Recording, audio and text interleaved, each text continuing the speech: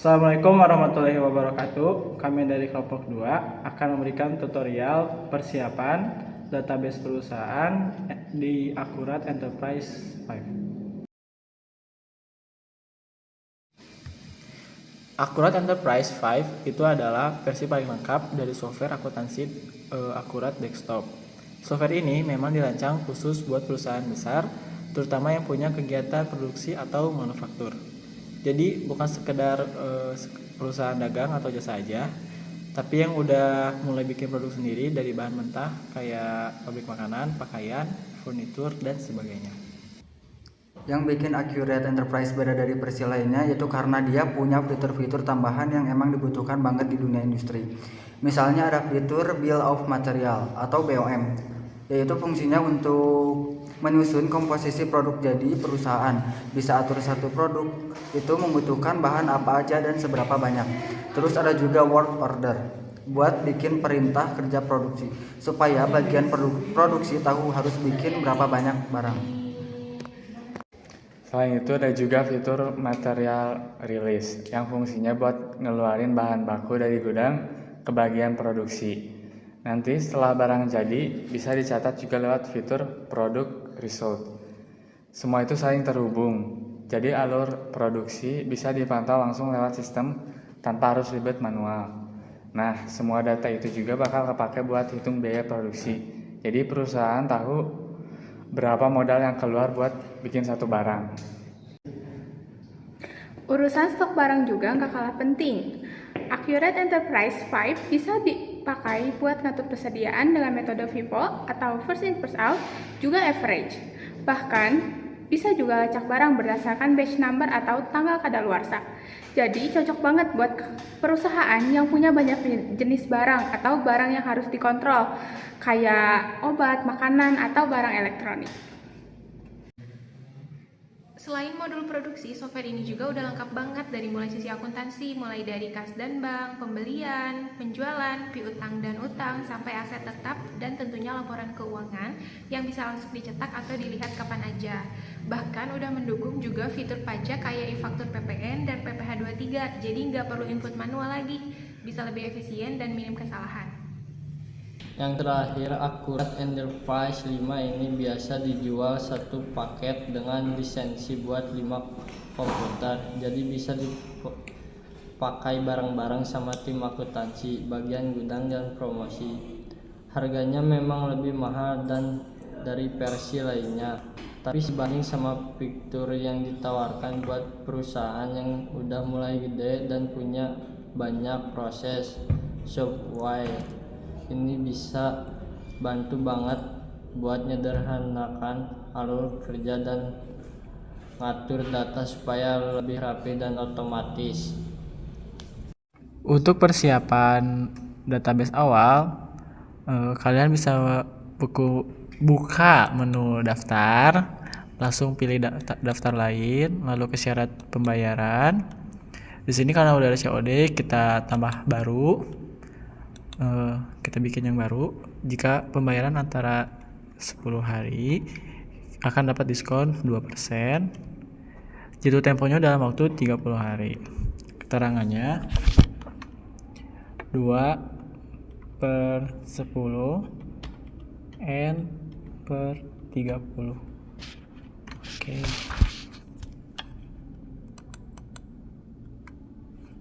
Bisa klik perbarui. Lanjut buat lagi yang jika pembayarannya tuh antara 0 itu temponya dalam waktu 30 hari, keterangannya net 30. Klik OK. Ini perbarui. Lalu kita ke menu daftar lain, lalu ke kode pajak. Lalu kita membuat kode pajak baru dan kita menamai PPN dengan nilai persen 11 dan menggunakan kode T. Keterangannya yaitu pajak pertambahan nilai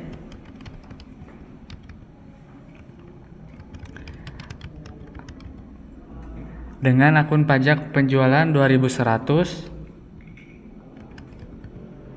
akun pajak pembelian 1600. Lalu pencet OK. Nah, selanjutnya kita ke daftar pelanggan. Lalu kita double klik pelanggan umum. Lalu kita pencet penjualan. Lalu pilih pajak pertambahan nilai. Lalu kita pencet OK. Selanjutnya ke daftar lagi. Kita masuk ke pemasok. Lalu pemasok umum, double klik. Setelah itu ke termin. Lalu kita ke pajak pertambahan nilai. Lalu pencet OK. Untuk yang selanjutnya yaitu input aset tetap. Nah, pengisian informasi aset tetap perusahaan ini terdiri dari 3 langkah. Yang pertama yaitu tipe aset tetap pajak. Kita mulai dari klik list daftar, kemudian aset tetap, kemudian tipe aset tetap pajak. Kemudian klik new, isi kolom sesuai dengan soal. Tipe aktifanya bangunan permanen. Metode penyusutannya garis lurus. Estimasi umur pajaknya 20 tahun. Dan tarif penyusutan pajaknya 5%. Klik OK. Kemudian kita bikin yang baru. Tipe aktiva tetap pajaknya bukan bangunan kelompok 1.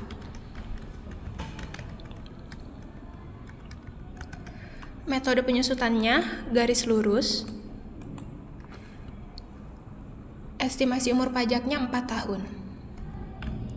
Tarifnya 25%. Kemudian klik OK. Nah, kemudian kita bisa dilihat di perbarui. Klik baru. Isi kolom sesuai dengan soal. Tipe aktiva tetapnya ruko. Tipe asetnya bangunan permanen. Metodenya garis lurus.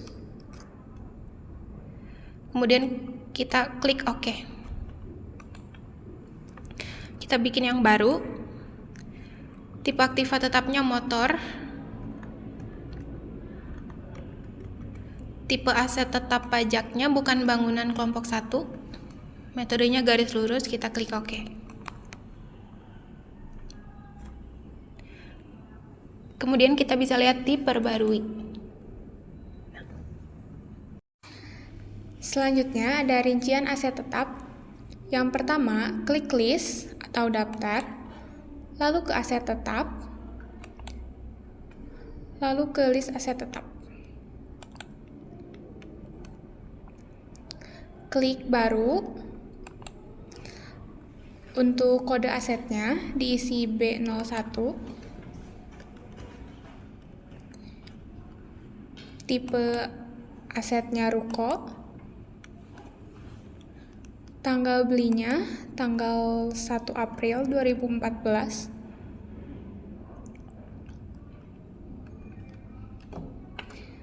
Dan tanggal pakainya 1 April 2014 juga. Untuk keterangannya ruko 2 lantai.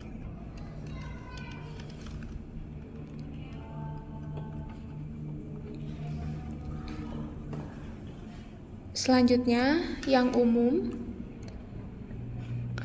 ada umur bulan aktiva itu 20.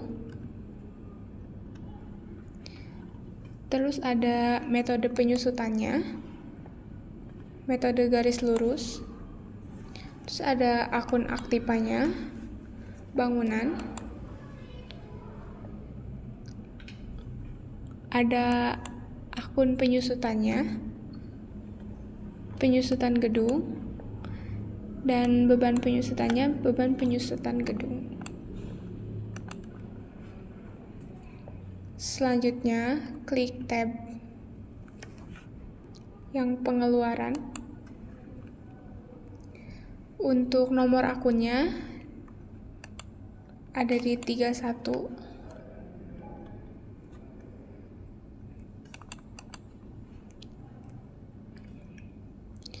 Untuk jumlahnya 2.400.000.000.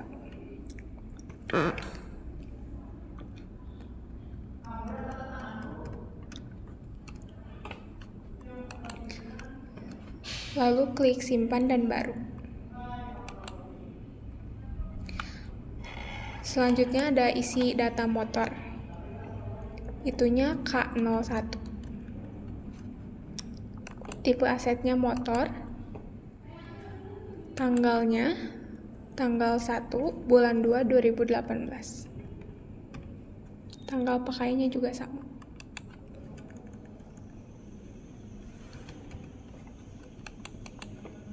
Keterangannya Kawasaki Ninja ZX 10R.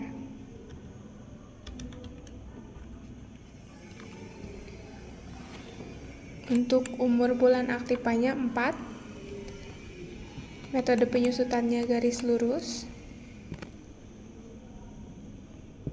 Akun aktifannya kendaraan. Akun penyusutannya akumulasi penyusutan kendaraan. Bebannya beban penyusutan kendaraan. Lalu klik pengeluaran.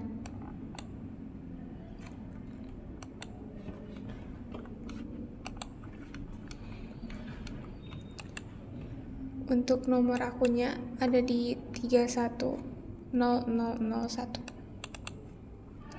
Jumlahnya 480 juta.